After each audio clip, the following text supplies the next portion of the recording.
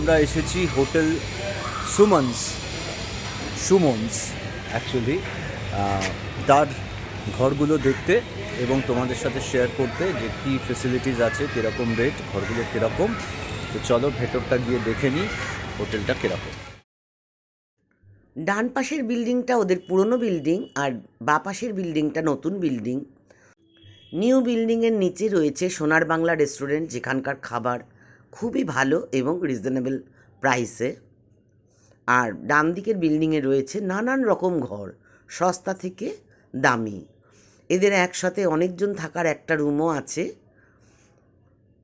আর রয়েছে এদের দেখো গণেশের কালেকশান, ৩,৫০০ গণেশ ঠাকুরের মূর্তি দিয়ে এদের সাজানো একটা দেওয়াল রয়েছে, যেখানে ৩,৫০০ আলাদা আলাদা গণেশ মূর্তি রয়েছে, যেটা একটা দুর্দান্ত ব্যাপার।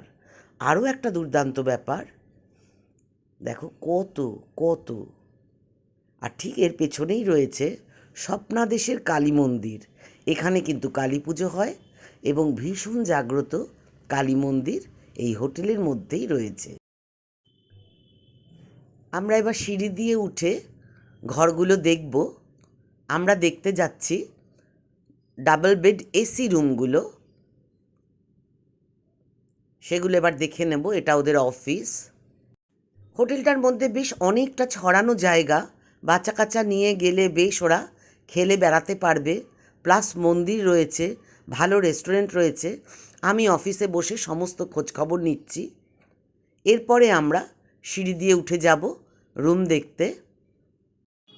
সবার প্রথমে যেটা ভালো লাগলো, ভদ্রলোকের ব্যবহার, খুব সুন্দর কথাবার্তা। আর উনি যেটা জানালেন যে সকলের সাধ্যের মধ্যে ঘরই এই হোটেলে পাওয়া যাবে। দেখো এখানে পদ্ম চাষ করা হচ্ছে। আর এই যে মন্দিরটা, যেটা আমি তোমাদের একটু পরে দেখাবো, আগে রুমগুলো দেখে নিই।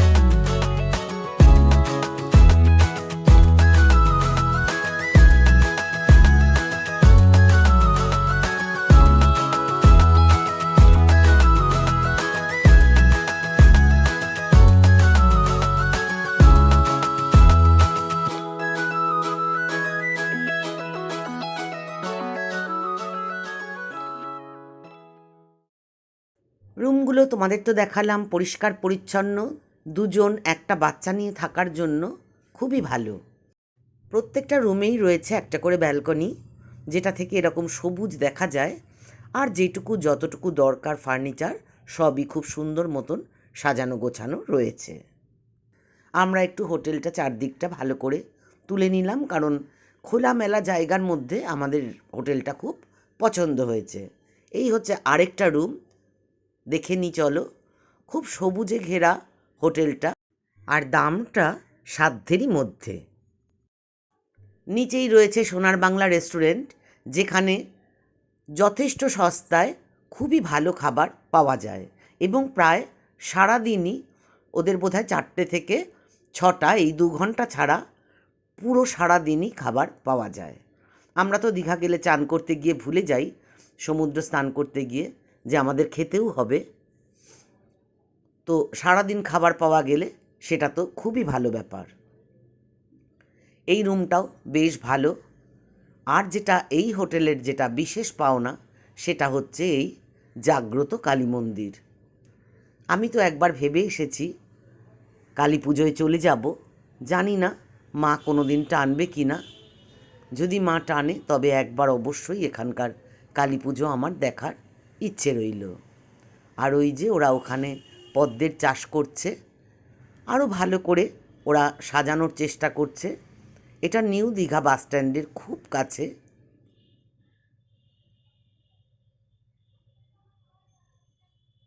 এই বাথরুমটাও দেখিয়ে দিলাম, পরিষ্কার পরিচ্ছন্ন, গিজার রয়েছে। এগুলো এসি রুম, 1250 করে। দেখো আমি পুরোটা ভালো করে দেখিয়ে দিচ্ছি, পছন্দ হলে ফোন নাম্বার দেওয়া রইল, তোমরা চলে যেও, ভালোই লাগবে, আমার তো খুব ভালো লেগেছে। বলুন। আমাদের যে নন এসি রুমগুলো আছে ওগুলো 800 থেকে মোটামুটি শুরু। 800 আছে, 1000 আছে, 1200 আছে, 1500 আছে। রেটটা ভ্যারি করে আপনার যে ক্যাপাসিটি রুমের, ধরুন 3 জন থাকলো, 5 জনের রুম আছে, 7 জনের রুম আছে, এর ওপর ভ্যারি করে। আর আমাদের যেগুলো এসি রুম আছে সেগুলো আপনার 1500 থেকে শুরু আছে। সিজন টাইমে ওটা হয়তো একটু বাড়ে 1750 এইরকম, প্লাস অ্যাপ্লিকেবল ট্যাক্স যেটা আর কি। 1500 টাকার সঙ্গে ট্যাক্স। হ্যাঁ, আর ওটাই ধরুন যখন শীতকালে নন এসি ফরম্যাটে দেওয়া হয়, শীতকালে তো কেউ এসি নেয় না, নন এসি ফরম্যাটে, তখন 1200 প্লাস ট্যাক্স। 1200 টাকা করে। আর দেখলাম তো প্রত্যেকটা রুমেই ব্যালকনি আছে। ব্যালকনি আছে, গিজার আছে, এসি আছে। আর আপনি তো রুম দেখলেন মোটামুটি নিট অ্যান্ড ক্লিন, 2 জন থাকার পক্ষে এগুলো 2+1 হিসেবে ডিজাইন করা রুমটা। স্বামী স্ত্রী একটা বাচ্চা, স্বামী স্ত্রী 2টো বাচ্চা, তো দেখলেন আছে সেইভাবেই করা। তা আমাদের ব্লগ থেকে যদি কেউ আপনাদেরকে কন্ট্যাক্ট করতে চায়, নাম্বারটা বলুন। আমাদের নাম্বার হচ্ছে 9647463233। এই নাম্বারে ফোন করে আপনাকে পাবে। একদম ঠিক আছে। আর এই যে এতগুলো গণেশ মূর্তি, এর ইতিহাসটা কি? এর ইতিহাস অ্যাকচুয়ালি এই যে গণেশ মূর্তি, এটা আমার বাবার খুব শখ ছিল যে যেখানে যেতেন, মানে গণেশ ঠাকুর এমন একটা ঠাকুর যার মূর্তি নিয়ে অনেক রকম এক্সপেরিমেন্ট হয়েছে, অনেক রকম স্টাইল মানে বানিয়েছে। লোকে গণেশকে ঠিক গণেশ মতো না, নিজের খেলার সঙ্গে এইরকম ভাবে রাখে।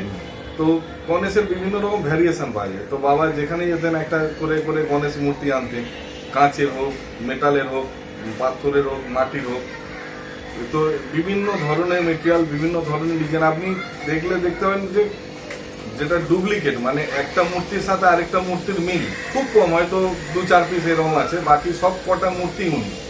তো এটা বাবার একটা খুব বড়। আমাদের হোটেলে 3 থেকে 3500 গণেশ মূর্তি আছে, ছোট বড় মাঝারি বিভিন্ন রকম, বিভিন্ন প্যাটার্ন। তো এইতে মানে মেনলি বাবারই কালেকশন, প্রায় 18-20 বছর ধরে কালেকশন করে করে আজকে এই জায়গাটা এসেছে।